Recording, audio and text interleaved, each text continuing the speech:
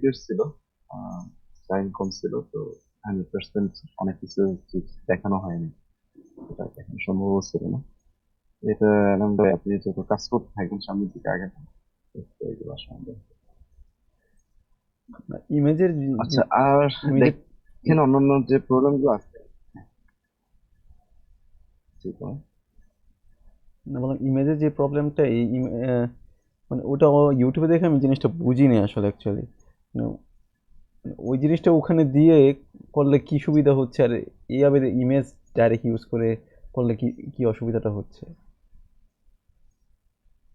আচ্ছা, আমি যদি একটু দেখাই,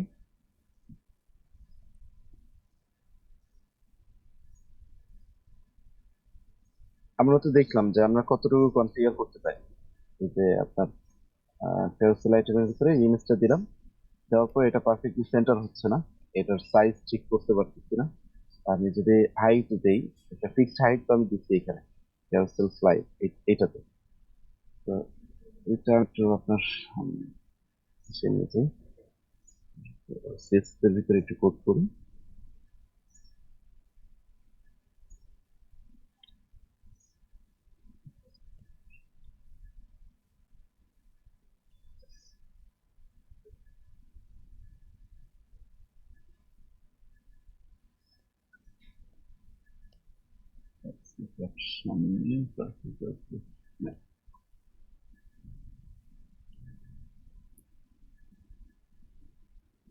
এইখানে আমি ক্যারোসেলে ম্যাক্সিমাম হাইট দিয়ে দিব, এর থেকে যেন বড় না। দেখতে পাচ্ছ,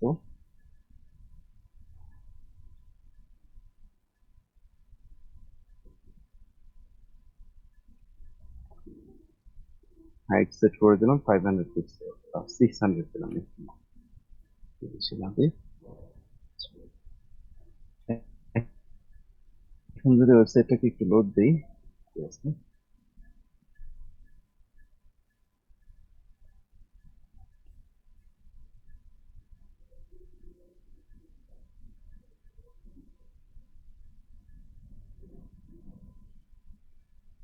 হ্যাঁ, ইমেজটা আসছে বাট সেন্টার হয়নি। এবার আমি যদি এই ব্যাকগ্রাউন্ড ইমেজ হিসেবে ইউজ করি, তাহলে আপনার এখানে সেগুলো আমি আবার সামারি করবো, সমস্যা নেই। এই যে ক্যারোসেল আইটেম, তো এই প্রত্যেকটা আইটেমকে আমার আলাদা আলাদা একটা আইডি দিতে হবে। আইডি দিয়ে তারপর হচ্ছে আমার এটাকে সিলেক্ট করতে হবে।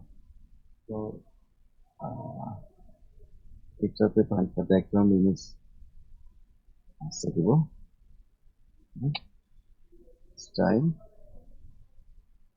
সরাসরি আমি ইনলাইন করতেছি, বাট আপনি আইডি দিয়ে আপনি ভিতরে নিয়ে যেতে পারেন। স্টাইল, ব্যাকগ্রাউন্ড ইমেজ,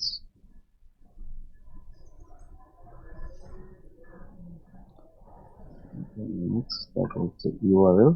এটা হচ্ছে এটা প্রপার্টি, আপনি সার্চ করে দেখতে পারবেন সবকিছু। ব্যাকগ্রাউন্ড ইমেজ গুলো কিভাবে অ্যাড করতে হয়।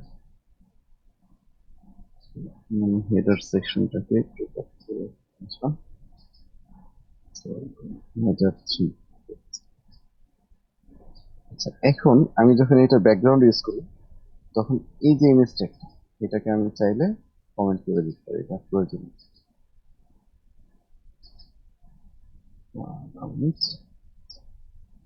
এখন যদি সেভ দিয়ে দেখি,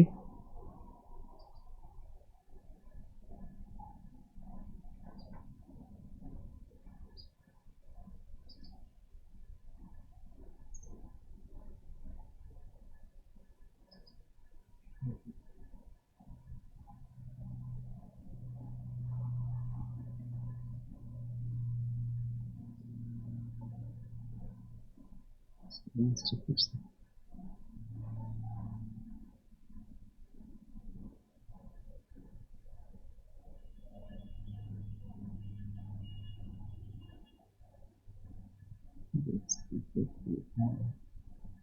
আচ্ছা, দেখলাম। হ্যাঁ?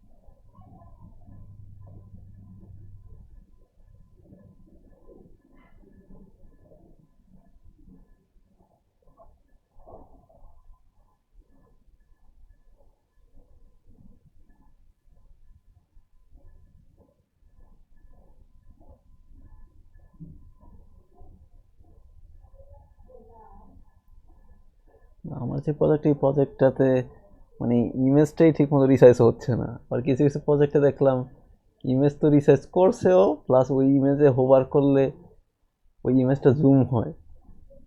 কি রিসাইজের বিষয়টা খুবই একটা গুরুত্বপূর্ণ জিনিস। হ্যাঁ, আচ্ছা আচ্ছা, মানুষ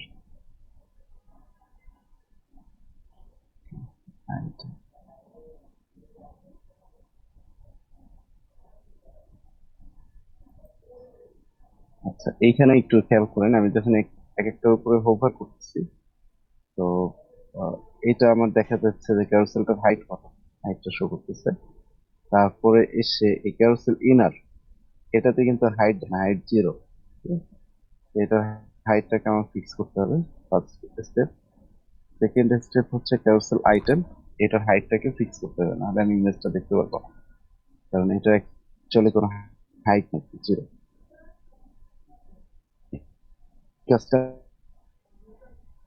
আমি যদি একটু সিএসএস এর ভিতরে করি, সিলেক্টর ব্যবহার করি,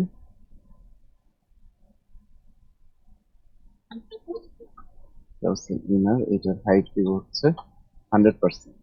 যেহেতু আমার টোটাল ক্যারোসেলের হাইট হচ্ছে 600, এটা এটা 600 হয়ে যাবে 100%।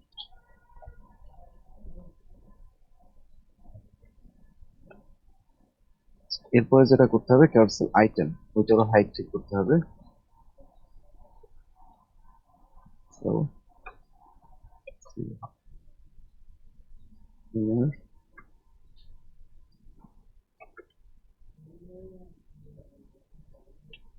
আইটেম, এইটারও হাইট দিতে হবে। এই কনফিগারেশন হলো এক্সট্রা লিখতে হচ্ছে, কারণ যেহেতু ব্যাকগ্রাউন্ড ইমেজ ইউজ করতেছি।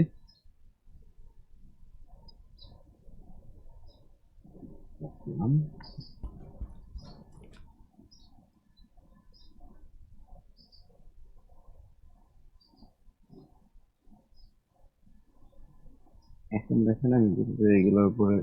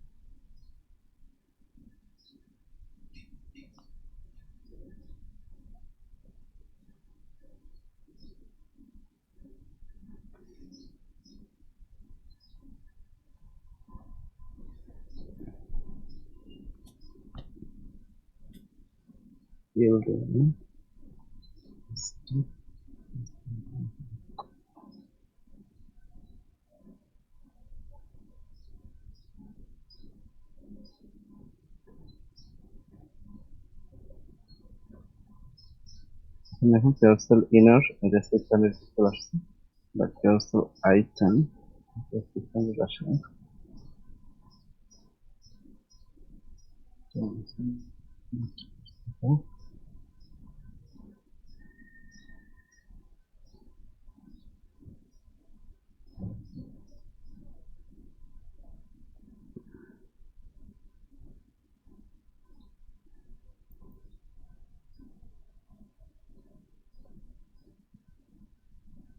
কি আসলে তো আপনার আহ,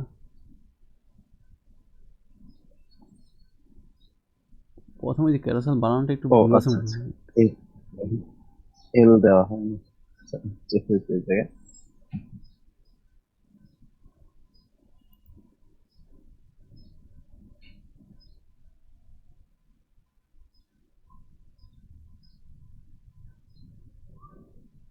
এখন দেখেন আমার হাইটটা অ্যাডজাস্ট হয়েছে। এখন আমি ইমেজটাকে অ্যাডজাস্ট করতে পারবো। আচ্ছা, ইমেজ অ্যাডজাস্টমেন্টের জন্য আমার যেটা করতে হবে, আমার এই যে ক্যারোসেল আইটেম, এটার ভিতরে যেহেতু আমি ব্যাকগ্রাউন্ড ইমেজটা প্লেস করছি, ইসে, এই যে ইনলাইন সিএসএস, এটা হচ্ছে ব্যাকগ্রাউন্ড ফিক্স করছি, ঠিক আছে। এখন আমি এটার ভিতরে ব্যাকগ্রাউন্ড সাইজটা ঠিক করব। তো ফার্স্ট প্রপার্টি হচ্ছে ব্যাকগ্রাউন্ড সাইজ।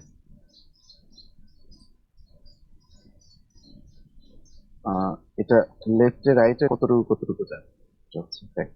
তো এখানে 100% দিয়ে দিচ্ছি। তো এখানে ফার্স্ট প্রপার্টি হচ্ছে 100% ওয়াইডে, আর সেকেন্ড প্রপার্টি হচ্ছে 100% হাইটে। তাহলে আপনার যে 500 পিক্সেল ওইটার সাথে ম্যাচ। এটা হচ্ছে গেল একটা। এখন যদি আমি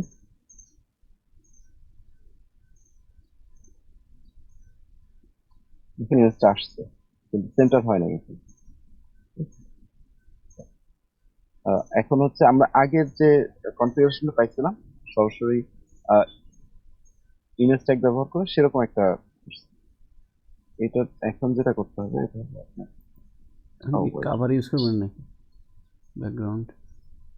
হ্যাঁ, হোয়াইটটা ঠিক আছে, হাইটটা অটো করে দিই।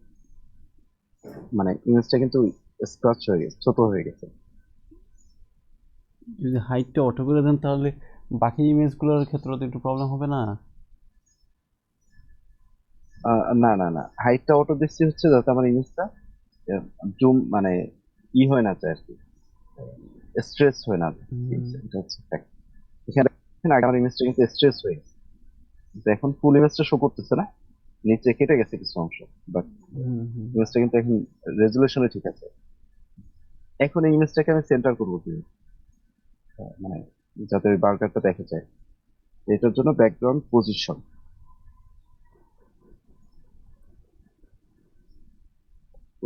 সেন্টার।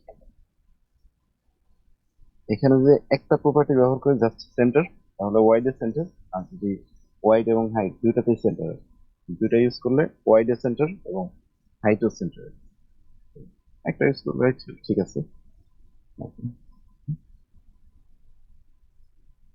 এখন দেখেন এই বার্গারটা উঠে আসছে। তো এইভাবে এটাকে চাইলে সেন্টার না, আমি মানে নিচের অংশ যদি শো করতে চাই তাহলে সেন্টার না দিয়ে আরো যে প্রপার্টি গুলো আছে ওগুলো ইউজ করতে পারি, যেটা সুইটেবল হয়।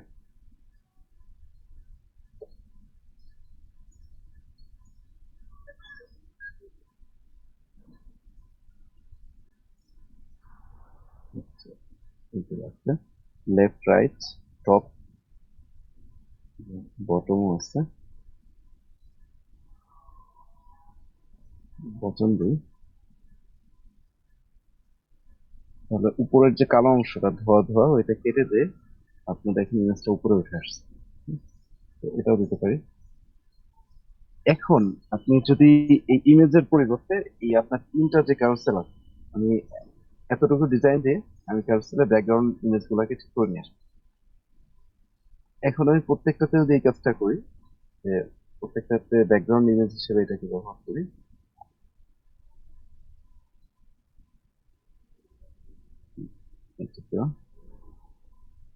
আইটেম ব্যাকগ্রাউন্ড হচ্ছে ইমেজটা হলো ইমেজ 5।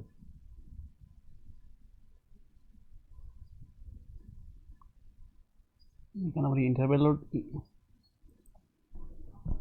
এখানে ইন্টারভ্যালটাও একটু বেশি দেওয়া তো সেই জন্য মনে হয় স্লাইড হতে একটু টাইম লাগে। না 4000 দেওয়া আছে না, তো। এখন তো আর অটো প্লে হচ্ছে না, আমি জাস্ট একটু সেট করতেছি। এটা হলো 4000 মানে হচ্ছে 4 সেকেন্ড আর কি। হ্যাঁ, 4 সেকেন্ড। খুব একটা সমস্যা না।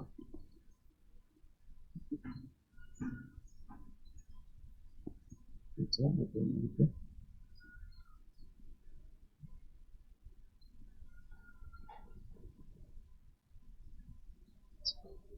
এখানে দেখলাম হচ্ছে set।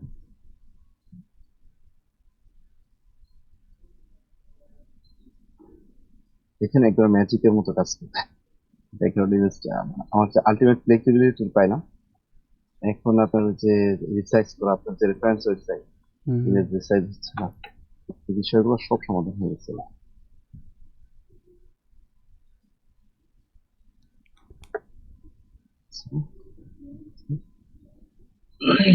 যে সেট আছে এখানে যেটা করছি এটা হচ্ছে অটো প্লেটা অন রাখি।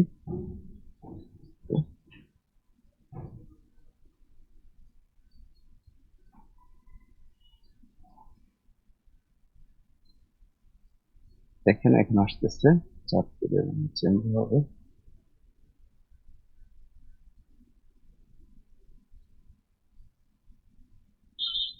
এখন যদি আমি ইন্সপেকশন যাই এবং আহ, কিন্তু একটু ইমেজ পাচ্ছে না।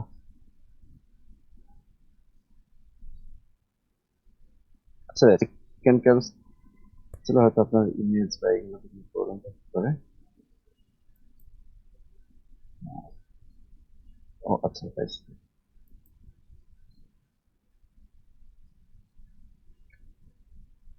লোড নিয়ে একবার প্লে হয়ে যায়। এখন যদি আমি রিসাইজ করি এটাকে রেসপন্সিভ ওয়েতে,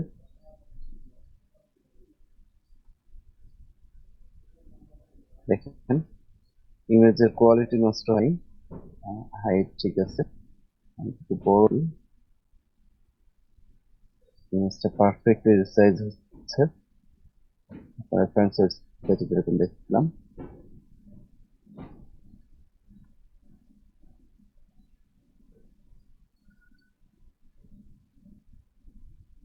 তো সম্ভবত আপনি রেফারেন্স সেটের সাথে যেটা দেখছেন ওটাই ধরে ইউজ করছেন। তো বুঝিনি কথাটা ওখানে হয়তো সম্ভবত। জাভাস্ক্রিপ্টে কিছু কোডিং থাকে না থাকলে, মানে রেফারেন্স ওয়েবসাইট আপনি যেটা থেকে ইন্সপিরেশন নিতেন, যেটা থেকে ডিজাইন করতেছেন, তো ওখানে ওরা হয়তো সেম টেকনিক ইউজ করছে আর কি, ব্যাকগ্রাউন্ড ইমেজ, এবং এই জন্য ওদের ইমেজটা মানে হচ্ছে সেভাবে দিলে ভাঙতেছে না, পর্যাপ্ত জুম হচ্ছে বিষয়গুলো। না, ওদেরটা যত ছোট করে এখানে আরো একটা ততটাই প্রবলেম রয়ে মাঝে গেছে মাঝে আমাদের। মাঝে চলে যায়।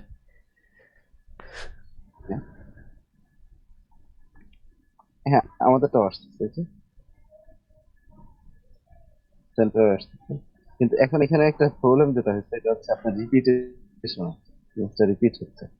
এটা আমার রিপিট অফ করে দিতে হবে। আরো কিছু কনফিগারেশন আছে, রেসপন্সিভ আরো কিছু ডিজাইন করতে হবে। আমার মেইন গোল যেটা ছিল যে যাতে হাইট ঠিক করলে, মানে ওয়াইড করলে যাতে ইমেজটার কোয়ালিটি নষ্ট না, পারফেক্টলি যাতে রিসাইজ হয়, সেটুকু ঠিক আছে। এখন হাইট এর রেসপন্সিবিলিটি নিয়ে কিছু কথা বলতে হবে। একটু যদি দেখাই, হাইটেরও এখানে আপনার রেসপন্সিভনেস আছে। ইমেজের ক্ষেত্রে,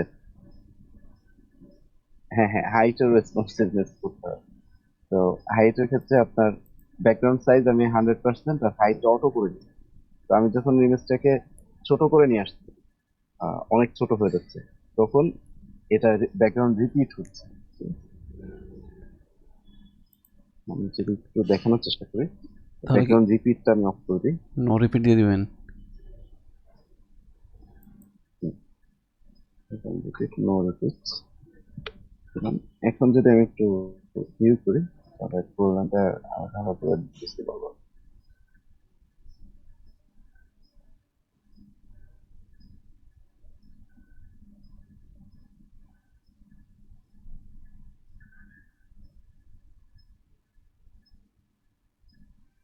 এখন দেখেন নো রিপিট যখন দিচ্ছি, তখন এই যে উপরে সাপ চলে আসছে, right?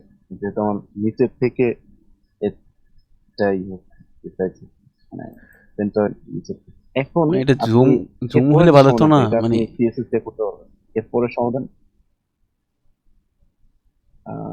হ্যাঁ হ্যাঁ, সেটাই বলতেছি, এটা জুম হলে ভালো হতো। কিন্তু সেই সমাধানটা এই যে স্মল স্ক্রিনের জন্য যে সমাধানটা, মানে স্মল স্ক্রিনে যে উপরের অংশ হয়ে যাচ্ছে আপনার, ওয়াইড যখন ছোট হয়ে গেছে, হাইটটা অ্যাডজাস্ট, এই সলিউশনটা আপনি আর শুধুমাত্র সিএসএস দিয়ে করতে পারবেন না। এই সমাধানটার জন্য আপনার জাভাস্ক্রিপ্ট ব্যবহার করতে হবে।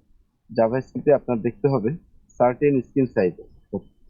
এই যে যখন থেকে আমার ছোট হচ্ছে, এই যে দেখেন যখন থেকে উপরে এই সাদা অংশটা আসছে, ওই স্ক্রিন সাইজটা থেকে নিচের যে অংশ, মানে ছোট স্ক্রিন আছে, সেগুলোর জন্য আমার একটা কন্ডিশন দিয়ে জাভাস্ক্রিপ্টে সেট করতে হবে যে যখন স্ক্রিনটা ছোট হবে তখন যেন ওয়াইড 100% না থেকে হাইটটা 100%, ঠিক আছে, অল্টারনেট করতে হবে এটা।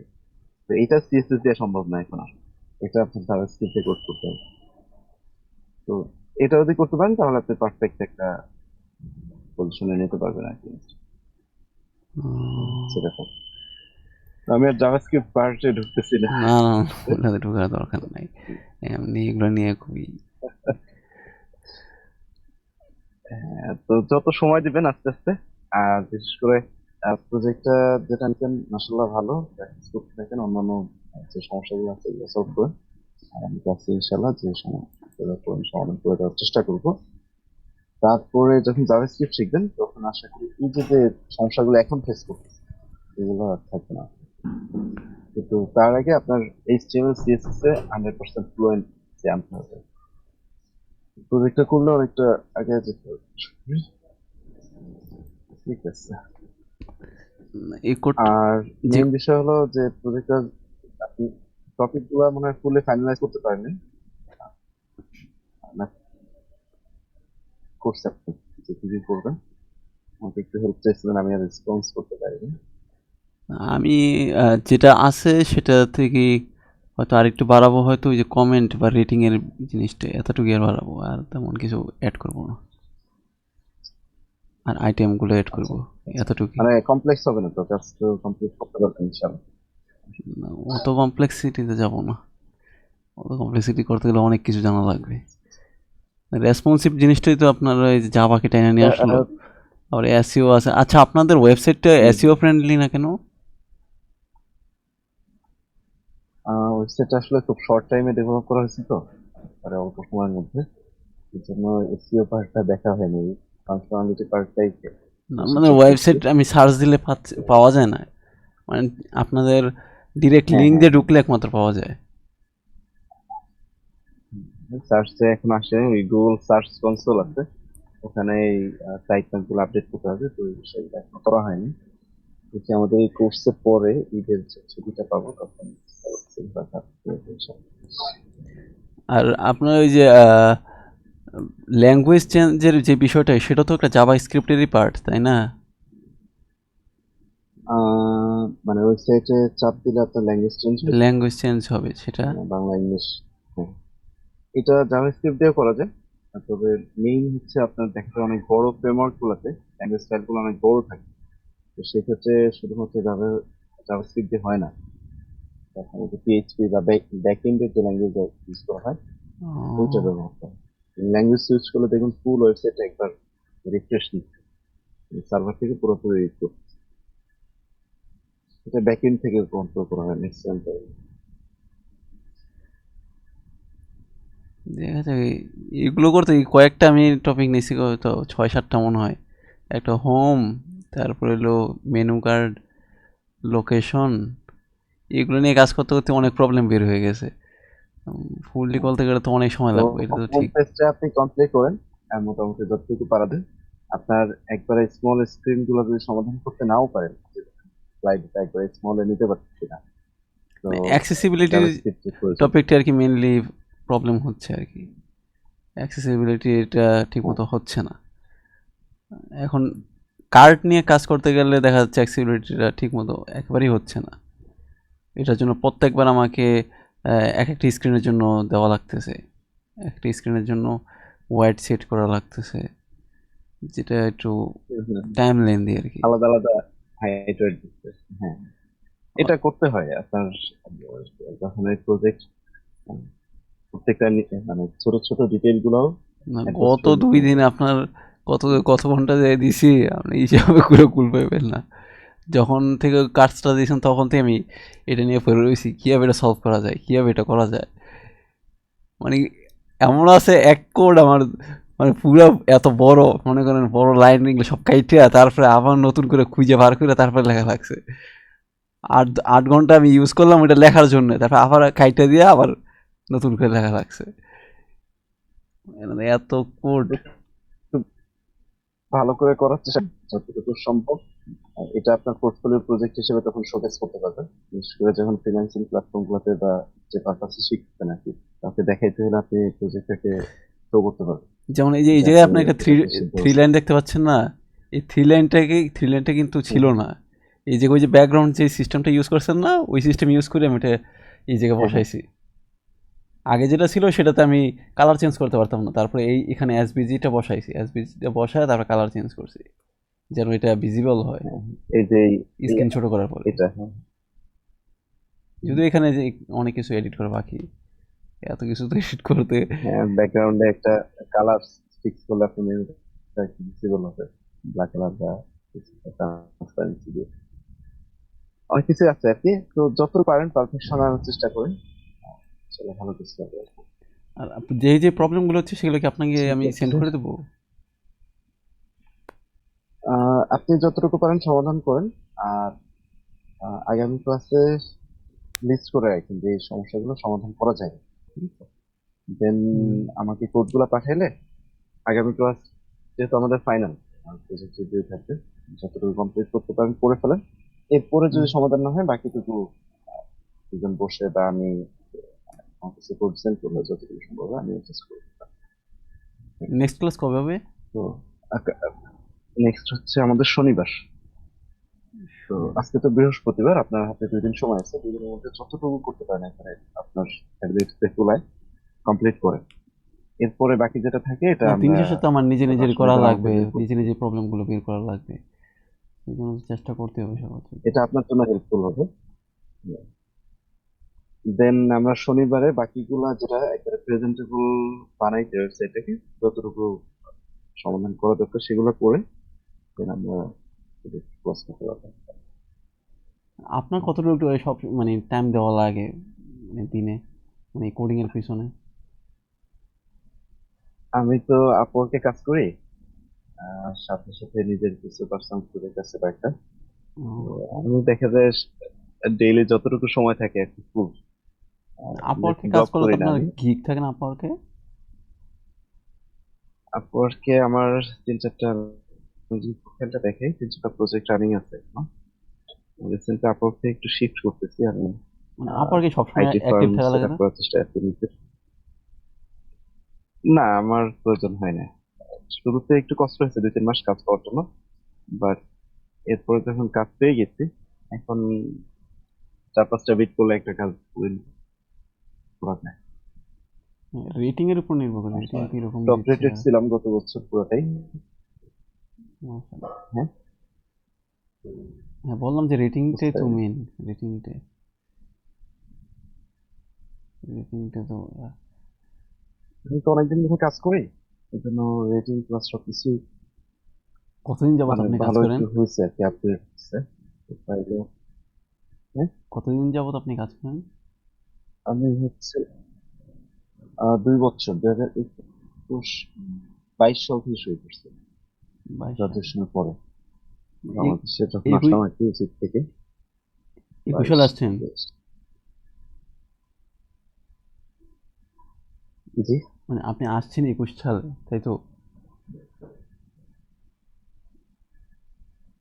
হ্যাঁ হ্যাঁ, আমি আমার গ্রাজুয়েশন কমপ্লিট হয়েছে হচ্ছে 21 সালের অক্টোবরে।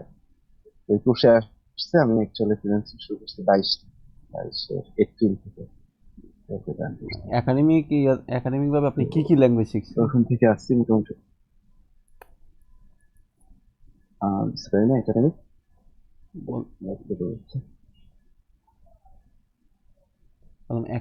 একাডেমিক ভাবে আপনি কি কি সবাই বলবেন। ল্যাঙ্গুয়েজ শিখছেন? ও, একাডেমিক আমি কম্পিউটার সায়েন্সে অনার্স করছি, কম্পিউটার সায়েন্স প্রমোশন থেকে ঢাকা ইউনিভার্সিটি মিশরে। বাংলাদেশে স্বাভাবিক ইন্টারমিডিয়েট কমপ্লিট করে গেছিলাম থেকে। স্কলারশিপ নিয়ে এই গেছেন? হচ্ছে মোটামুটি। আর এমনিতে ওয়েবে কাজ করি অনেক বছর। হ্যাঁ হ্যাঁ, ওয়েবে কাজ করি প্রায় 10-12 বছর হবে অ্যাটলিস্ট, আরো বেশি হবে। মানে আগে থেকে কাজ করেন? ইন্টারমিডিয়েটের শুরু থেকে, হ্যাঁ হ্যাঁ, ইন্টারমিডিয়েটের শুরু থেকে আমি প্রোগ্রামিং মোটামুটি পারি, অর্থাৎ 7-8 থেকে প্র্যাকটিস শুরু করছিলাম। তো স্কিলটা একটু অফ ইন্টারমিডিয়েটে করে থেকে আমি নেন আপনার। জাভাস্ক্রিপ্ট, এইচটিএমএল, সিএসএস, ওয়েব ডেভেলপমেন্টের কাজগুলো আমি করতে পারতাম, ওয়ার্ডপ্রেসও পারতাম সময়। তো বললাম পরবর্তীতে যখন কম্পিউটার সায়েন্সে সিলেক্ট হলাম তখন তারপর থেকে আর সমস্যা হয়নি। আহ, তাহলে তো অনেক বছর যাবত আপনি কাজ করতেছেন। আর বাংলাদেশের ইউনিভার্সিটি গুলো আপনার অনেক কিছু শিখায় না, আমার ক্লাসমেটদের থেকে যেটা দেখছি। তো বাইরের ইউনিভার্সিটি হওয়ার কারণে এরা আসলে কোনো কিছুতে কারচুপি রাখে না। সবকিছুই 12 থেকে 13টা প্রোগ্রামিং ল্যাঙ্গুয়েজ 4 বছর। ওরে আল্লাহ রে, সে দেখলে তো কোনো ল্যাকিংস মনে হয় না। 12টা ল্যাঙ্গুয়েজ শিখেছে, এর মধ্যে সবই তো আছে নাকি? 12টা তো অনেক, মানে কি 12টা কি ফুল হ্যাঁ মানে হ্যাঁ, সম্পূর্ণটাই মোটামুটি শিখেছে? কমন যেগুলো চলে বর্তমান ওয়ার্ল্ডে। আহ, হ্যাঁ, বিভিন্ন পারপাসে আপনার যখন যেটা প্রয়োজন সেটা শিখতে হইতে। ওনারা মানে শিখে দিচ্ছে আপনাকে 12টা, তাই তো? এছাড়া আপনি নিজের প্রয়োজনে আরো না, শিখছেন? মানে কমপ্লিটলি শিখে নেই, 12টার উপরে কাজ করাইছে। ও, তো কাজ আমাদের করেছে। শিখে নিতে হয়েছে, ও, মানে প্রয়োজন ছিল, শিখতে হয়েছে। মানে শিখার প্রয়োজনে শিখতে হয়েছে আর কি। 12-13টা। হ্যাঁ হ্যাঁ। ভালো। তো এর মধ্যে আপনি কোনো কিছু পাবলিকেশন করেন নাই? আমি আসলে রিসার্চের দিকে আগাই নাই। যখন গ্রাজুয়েট করে বেরোন তখন কি আপনার আমার প্রজেক্ট পাবলিকেশন ওরিয়েন্টেড কাজ করা লাগে করছি নাই? তো। গ্রাজুয়েশনের পরে মানে গ্রাজুয়েশন আমাদের একটা ফাইনাল প্রজেক্ট ছিল।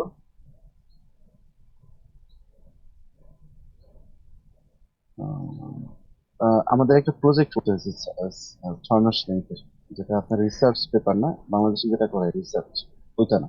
তো সেটা করছি, কিন্তু ওটা অনলাইনে নাই এই মুহূর্তে। আপনার অ্যাকাউন্ট কি দেখাচ্ছে এখানে? ডকুমেন্ট আকারে আছে, কিন্তু ওরা ইস্যু করা। আপনার অ্যাকাউন্ট কি ব্লক করে দিয়েছে নাকি?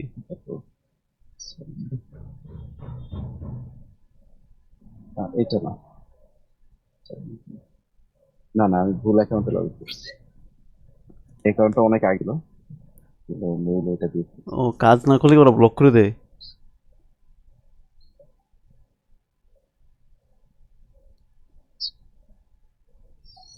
হ্যাঁ, আপনার নতুন অ্যাকাউন্ট যখন করবেন 3-4 মাস যদি আপনি কাজ না পান, তাহলে আপনার অ্যাকাউন্ট রেস্ট্রিক্টেড হয়ে যায়। মানে কাজ পুরো আইডি না পুরো পাইলে? ব্লক হয়ে যায়। অ্যাকাউন্ট অ্যাক্টিভ রাখার জন্য আপনার নিয়মিত কাজ করতে হবে। হ্যাঁ, আপনার ধরেন ওরা ফার্স্টে আপনি যখন জয়েন করবেন 50টা কানেক্ট দিবে, ওদের যে কারেন্ট হুম। 50টা কানেক্ট দিয়ে আপনি মোটামুটি 4-5টা জব অ্যাপ্লাই করতে পারবেন বর্তমান সময়।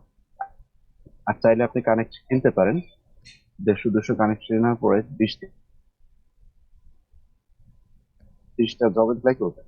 তখন যদি আপনি একটা জবও না পান, প্রজেক্ট যদি না পান ওই টাইমের মধ্যে, তাহলে হবে আপনাকে অ্যাকাউন্ট রেস্ট্রিক্টেড করে এটা কোনো কথা? তাহলে কি আমার নতুন অ্যাকাউন্ট খোলা লাগবে? যে আপনার উপর। তো এই জন্য ভালো একজন মেন্টর বা নিজেই একটু ভালো অ্যানালাইসিস করে তারপরে শুরু করা উচিত। এই জন্য আমি অ্যাকাউন্ট খুলি নাই, আমি নতুন জানতাম, অ্যাকাউন্টে আমি সমস্যা হয়, শুনছিলাম আপনার এমন। মাল্টিপল অ্যাকাউন্ট থাকতে হবে। ওরা যখন আইডি ভেরিফাই করবে দুইটাই ব্লক। তো আপনার যেটা ওরে, করতে হবে মোটামুটি এক্সপার্টাইজ নিয়ে কোনো একটা মেন্টর ধরে ভালো কাউকে গাইডলাইন রেখে তারপর সামনে আসতে হবে। হুম, তাহলে সমস্যা নেই। মানে অনেক রেস্ট্রিক্ট করে ফেলছে ওরা। আপনি কি রিসেন্টলি এই 1 বছরে অনেক বেশি চেঞ্জ করছে। ফ্রিল্যান্সিং এর মার্কেট প্লেসে কাজ করেন নাই? freelancing.com-এ আগে মানে কখনো কি কাজ করেন নাই? ফ্রিল্যান্সার.কম। হ্যাঁ, freelancer.com। হ্যাঁ, ফ্রিল্যান্সার.কমে আগে প্রোফাইল আমি যখন অনার্সে ছিলাম তখন ছিল। অনার্সে থেকে ছোটখাটো কাজ করছি, বেশি না। ওটাতেও ভালো, প্রোফাইল ভালোই আছে, কিন্তু এখন আর কাজ করি না। স্কিল থাকলে অনেক জায়গায় অনেক কিছু করা যায়, এটা ঠিক। কিন্তু আশ্চর্যের বিষয় হলো এই পর্যন্ত আমি কোনো বিষয়ে স্কিল অর্জন করতে পারি নাই। এটা আস্তে আস্তে হবে, প্রথম মনে হয় যে কিছুই পারতেছে না। আপনি যত সময় দেবেন না, তত আমার পার্সপেক্টিভে বললাম আর কি, ভালো হবে। কোনো দিক থেকেই না। আমি না আপওয়ার্কে একাডেমিক, 3-4টা অ্যাকাউন্ট দিই। না একাডেমিক, নাই মানে এক্সট্রা কারিকুলার, কোনো দিকে না। মানে এটা ধরি তো ওটা ধরি না, ওটা ধরলে এটা ধরি না, এমন টাইপে চলতেছে। এখন কি করতেছেন আর কি? পড়ালেখা না? এখন কোনো পড়ালেখা করতেছি না, মানে গ্যাপে আছে আর কি, পড়াশোনা বাদ। এখন এগুলোই আর কি, সারাদিন কোডিং মোডিং এগুলো নিয়ে পড়ে। কতটুকু করছেন পড়ালেখা, মানে পার্সোনালি জানতে চাচ্ছি, তো নাই। আমি হচ্ছে আমি ইন্টারমিডিয়েট কমপ্লিট করছি, তারপরে মনে করেন না। এখন এখন একটা ইউনিভার্সিটিতে আছি আর কি।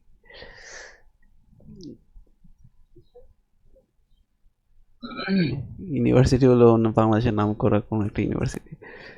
What ever. সময় দেন, সময় দিলে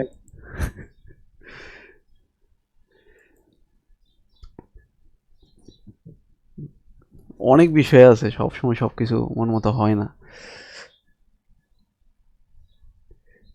আমার ইচ্ছা ছিল বাইরের দেশে যাওয়া, মানে অনেক দিক থেকে আমি কনফিউশনে ছিলাম, বাইরের দেশেও যাবো, আবার এদিকে একটা ইউনিভার্সিটি ভর্তি হয়েছি, যাই হোক, আইএলটিএস করা লাগে, সমস্যা নেই। এই করা লাগে, ওই করা লাগে। সময় দেন, সময় দিলে ইনশাআল্লাহ ভালো। 23 এগুলো plus one, বাইরে থেকে কিছু করতেছি না আমাদের। Society। মেনলি আপনি কোন ল্যাঙ্গুয়েজ নিয়ে আর কি কাজ করতেছেন, মানে পাইথন নাকি জাভা নাকি অন্য কিছু?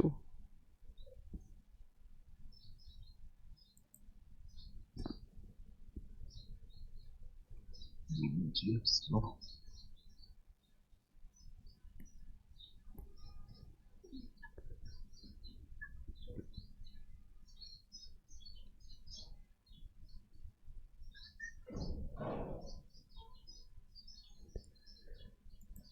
প্রোগ্রামিং এর প্রতি আপনার ছোট থাকতে অনেক আগ্রহ ছিল? বুঝতে পারিনি মানে কি প্রোগ্রামিং বললেন? এর প্রতি আপনার, হ্যাঁ মানে কোডিং এর প্রতি আপনার কি অনেক মানে ছোট থাকতে অনেক আগ্রহ ছিল?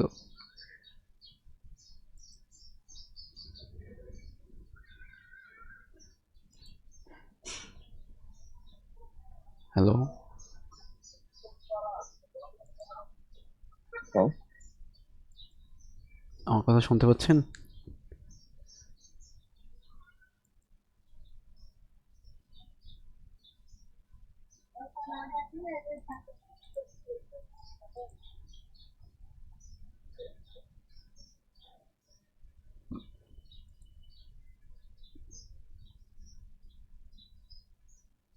আহ, আমার বাবা আছেন, মানে আমাদের বাসায় কম্পিউটার এসেছে 2004 সালে থেকে। বাবা যখন পিএইচডি করতেন তখন। হ্যাঁ, তো বাসায় কম্পিউটার থাকলে স্বাভাবিকভাবে খোঁটাখুটি করাই হয়। তো ওইভাবে করতে করতে আমি যখন নিতে উঠছি তখন মোটামুটি আগ্রহ জন্মায় যে শিখবো। আমার তো আসলে ওইভাবে গাইডলাইন ছিল না ওই সময়, কিন্তু নিজে নিজে যতটুকু পারি কম্পিউটারের সমস্যাগুলো ফিক্স করতাম, আরো রিলেটেড কিছু কাজও করতাম নিজে নিজে। এইভাবে করতে করতে আস্তে আস্তে নিজের মধ্যে আগ্রহ তৈরি হয় বেশি। তারপরে আলহেরা মাজুরিয়া নামে একটা কোচিং সেন্টার ছিল, ওদের সিডি টিডি কিনছিলাম। তো ওখান থেকে আপনার পিএইচপি, ওয়েব ডেভেলপমেন্ট এই বিষয়গুলো শিখছি। পরবর্তীতে ফার্স্ট ল্যাঙ্গুয়েজ হিসেবে আমি জাভা শিখি এখন। প্রোগ্রামিং করছি। তো জাভা শেখার পরে জাভা দিয়ে একটু আগে ছিলাম। তারপর ইউনিভার্সিটিতে যাওয়ার পরে ফার্স্টে হচ্ছে আপনার ইন্ট্রোডিউস করে, তারপরে জাভা, সি প্লাস প্লাস ছিল এটা ফুল 2 বছর ধরে। তারপরে সি প্লাস প্লাস প্রোগ্রামিং এগুলো শিখছি। তারপরে আর্টস ছিল, আরো ওয়েব ল্যাঙ্গুয়েজ গুলোতে ছিল পিএইচপি, কিছু কোর্সে লাগছে এভাবে আর কি। না, আমার ফ্রেন্ডদের মধ্যে আমি দেখছি এমন একটা জিনিস, যে আমার কিছু ফ্রেন্ড ছিল আমি ছোট থাকতে, বিশেষ করে 9-10 থাকতে, ওদের কাছে ল্যাপটপ ছিল আগে থেকেই বা কম্পিউটার ছিল। জন্য তো বুঝতে পারছি। দেখতাম ওরা তখন থেকেই এইগুলো নিয়ে খুবই আগ্রহ ছিল। আমার দেখতে ভালো লাগতো, মানে আমার করতে ইচ্ছা করতো যে না, কোডিং নিয়ে করবো, এই করবো, ওই করবো, বাট অনেক পরিশ্রম লাগে।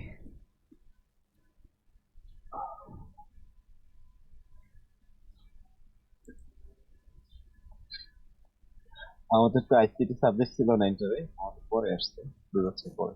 তো তখন থেকে ওই যে তামিম শাহরিয়ার সুবিন ছিল, হ্যাঁ, চিনি চিনি, ওনার ওনার দুজনের 2টা বইও কিনছে। তখনই শুনতাম যে এই জায়গায় ওকে অনেক দিচ্ছে। আমরা ওই জায়গায় থাকতাম 2-3 বছর, অনেক কোশ্চেন করছে না তোমাকে, অনেক হেল্প পাইছে আমার।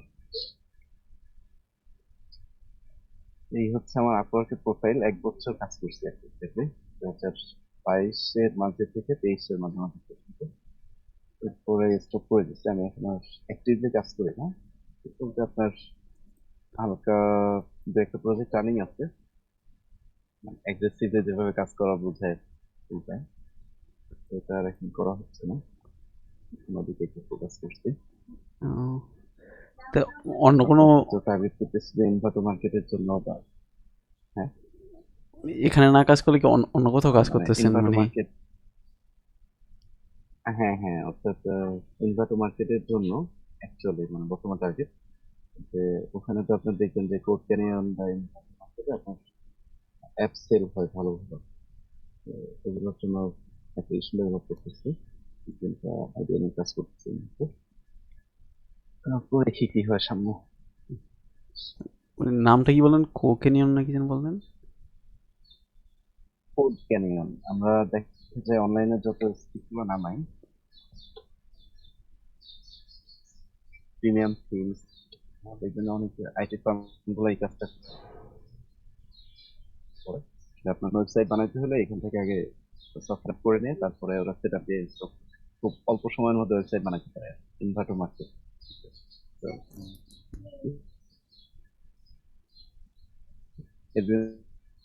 সফটওয়্যার বানান, এগুলো আপনি সেল করতে পারবেন। যে HTML5 ধরেন একটা ভালো একটা টেমপ্লেট বানাই, ওদের কিছু গাইডলাইন্স ফলো করছেন, দেন আপনি এই টেমপ্লেটটা $12 করে পার কপি সেল করতে পারবেন। তো এখানে আপনার অনেক অ্যাপস আছে দেখছি যেগুলো মানে 1 লাখ কপির উপরে বা মিলিয়ন কপি সেল। তো দেখা যায় ভালো একটা মানে খুব সুন্দর কিছু একটা করতে পারলে আপনার একটা অ্যাপে আপনার বিজনেস সেট করে দেবে। তো এখন এটার জন্য প্রিপারেশন নিচ্ছেন? এইটা নিয়ে আপাতত একটু কাজ করতেছি। হ্যাঁ হ্যাঁ, তো দুইটা আইডিয়া নিয়ে কাজ করতেছি, একটা এন্ডিং এর দিকে, দেখি সামনে কি আছে।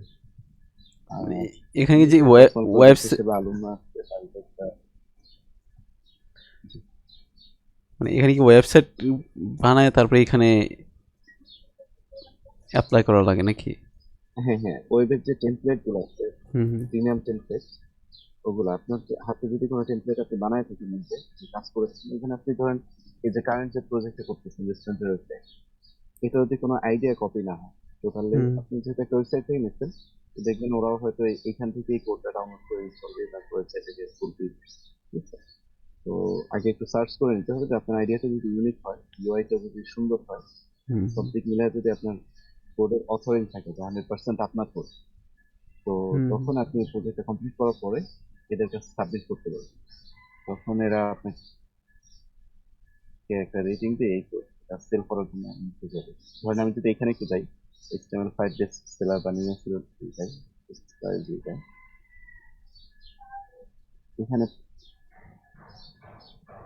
প্রচুর আপনার থিম আছে, থিম বা HTML দিয়ে develop করা। এগুলি অনেক সেল হয়। তাই ই কমার্সে আমরা যেরকম মানুষের প্রোডাক্ট কেনাকাটা করি, এরকম। দেখা যায় বাংলাদেশে ফ্রিল্যান্সার একটা ভাব থাকে যে ফ্রিল্যান্সে অনেক ভালো একটা পেশা, কিন্তু আসলে বাস্তবতা যেটা, এটা তো মিডল ইনকাম কান্ট্রি, আমাদের লো ইনকাম কান্ট্রি, তো আপওয়ার্ক মেইনলি টার্গেট করা হচ্ছে লো ইনকাম কান্ট্রির পাবলিক। তো বাংলাদেশে একটা জব করলে দেখা যায় সর্বোচ্চ স্যালারি 1 লাখ টাকা বা 1.5 লাখ টাকা হয়। তো আপওয়ার্কের 1 বছরের মোটামুটি টপ রেটেড ফ্রিল্যান্সার যারা আছে, এদেরও যদি আপনি হিসাব করেন 1 থেকে 1.5 লাখের উপরে স্যালারি, তো এটা অনেক ক্ষেত্রে একটু ডিফিকাল্ট হয়ে যায়। মানে কি ফুল টাইম ডলারে? কাজ করার পরেও আপনার স্যাটিসফ্যাকশন আসে না। না না, ডলার মান্থলি, ইয়ারলি অনেকে শখ করে তো অনেক বেশি আসতেছে, কিন্তু অ্যাকচুয়াল কেস আর কি কিছু আছে ইউনিক, তাদের কথা বাদ, কিন্তু অ্যাভারেজ কেস যারা মোটামুটি ভালো পারফর্ম করতেছে, এদের 1 থেকে 1.5 লাখ টাকার মতো স্যালারি। তো এটা দেখা যায় সার্ভিস পিটি দিয়ে এক্সপেকটেশন, তারপর নিজের স্কিল সবকিছুর সাথে ম্যাচ করে পারফেক্ট মনে হয় না, লো মনে হয়। তো এই জন্য সুইচ করার চিন্তা ভাবনা যে সাইড কিছু করতে হবে, ফ্রিল্যান্সিং প্ল্যাটফর্ম থেকে ভালো কিছু করতে হবে, এই জন্য মূলত এসব অপশন গুলো চিন্তা করি। তো দেখেন এই যে এদের এটা রিয়েল 3D ফ্লিপ বুক,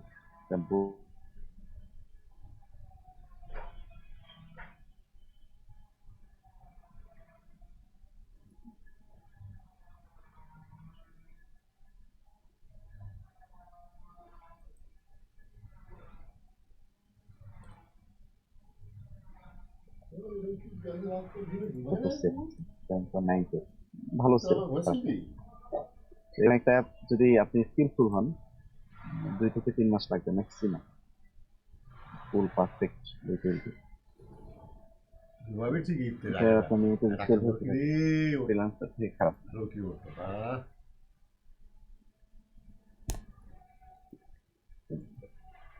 ওয়ে আছে অনেক, আর সাথে সাথে আপনার অনলাইন মার্কেটিং তো আছেই, সেগুলো কিনে কাজ করা যায়।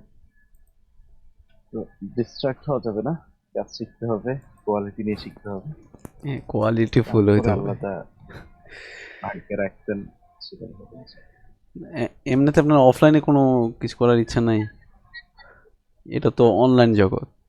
অফলাইনে হ্যাঁ, বাংলাদেশ মার্কেট ভালো না, অফলাইনে আইটি সেক্টর মার্কেটটা করতে ভালো না। না, এটা তো আর শিওর। যেটা করতে যাচ্ছি, হ্যাঁ ইন্টারন্যাশনাল একটা যদি করা যায়, ক্লায়েন্ট গুলো যে ইন্টারন্যাশনালি কালেক্ট করতে পারি, অফলাইনেই হোক সমস্যা নেই, সেজন্য নিজের কিছু পোর্টফোলিও প্রয়োজন। একটা হচ্ছে বাংলাদেশের সাথে সাথে কম্পিট করা, এটা এক ব্যাপার, এটা সহজ। কিন্তু বাইরের সাথে কম্পিট করতে গেলে তখন অনেক প্রিপারেশন নিয়ে আনতে হয়। তো সেটার জন্য তৈরি হচ্ছি, দেখি। আগে এখানে কিছু প্রোফাইল তৈরি হলে এগুলো পোর্টফোলিও হিসেবে অ্যাড করতে হবে। এটা আমার রিসেন্টলি যেটা এখনো লাইসেন্স নেই, বাট এটাকে ফোকাস করতেছি। নেভার স্কিপ ডট কম, এটা হচ্ছে আমার কি হবে আর কি, কোম্পানি আর কি। নিয়ে আসছি না, সামনের দিকে, এখনো যেহেতু ফুললি প্রোডাক্ট গুলো নিয়ে আসতে পারি নাই, আমরা কাজ করতেছি। আপনার চিন্তা ভাবনাগুলো শুনে ভালো লাগতেছে। আমি নিজে কিছু করতে পারি বা না করতে পারি, আপনার চিন্তা ভাবনাগুলো অনেক সুন্দর সুন্দর।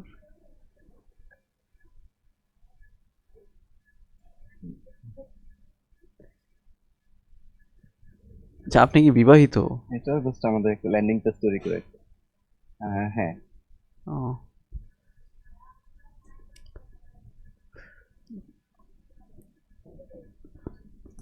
মানে এটা কি আপনি তৈরি করেছেন? হ্যাঁ এটা তৈরি করে এখন চিন্তা করতেছি যে মানে পরবর্তীতে আর কি বাংলাদেশের সার্ভিস দিই, বা বাংলাদেশ কেন্দ্রিক যদি কোনো বিজনেস সেট আপ করি, সেক্ষেত্রে এই স্কিলগুলো নিয়ে আসবে সামনে। আচ্ছা, আপনাকে যদি থ্রি ডি ওয়েবসাইট বানাতে বলা হয়, সেটা কি পসিবল? মানে 3D ইমেজ দিয়ে আপনি? হ্যাঁ, হ্যাঁ সফটওয়্যার ওয়েব জিএল আছে, তারপরে আপনার ডি3 আছে, আর কিছু জাভাস্ক্রিপ্ট ফ্রেমওয়ার্ক আছে। এগুলোতে মোটামুটি সমান দিতে সম্ভব আর কি, রিকোয়ারমেন্টের উপর বেস করে। আমি কিন্তু এমনিতে 3D অ্যাপ্লিকেশনও পারি, আপনার 3D মডেলিং, ব্লেন্ডার, থ্রিডি মায়া, মায়া সফটওয়্যার নাম শুনেছি, হ্যাঁ, অটোক্যাড। অটোক্যাড বলতে পারি না, অটোডেস্কের 3D ম্যাক্স আছে। ম্যাক্সটা আমার প্রথম সফটওয়্যার ছিল যেটাতে 3D মডেলিং শিখছি, বাট পয়সা করি না। বাট ব্লেন্ডার এবং মায়াতে মোটামুটি ভালো হাত আছে। তো মূলত 3D মডেলিং যদি আপনার রেডি থাকে, ready হচ্ছে যদি আপনি আমি জানি না আপনি কি মিন করতে যাচ্ছেন। তো 3D অনেক বলতে ক্ষেত্রে দেখা যায় আপনার যেতে মানে দেরি না বা ওয়েবসাইটে আর কি 3D জিনিসটাকে আমি রিপ্রেজেন্ট করবো, এটাই। মানে আমরা যেটা রিয়েলি আর কি দেখি, একটা বাস্তবে যেমন হ্যাঁ, দেখি একটা 3D জিনিস, ওইরকমই ওয়েবসাইটে আমরা যখন কোনো কিছু ক্লিক করলাম 3D ভাবে জিনিসটা দেখালো, এরকম আর কি। রিসেন্ট দেখলাম অনেকেই এটা হ্যাঁ, নিয়ে হ্যাঁ, অনেক। এটা হতে পারে যে আপনার ধরেন মোবাইল, হ্যাঁ ধরেন মোবাইল বা কোনো প্রোডাক্ট যে কোনো নতুন মোবাইল যখন রিলিজ হয়, এরা এই মোবাইলটাকে টোটালি 3D মডেলিং করে ওয়েবসাইটে করে দেয়।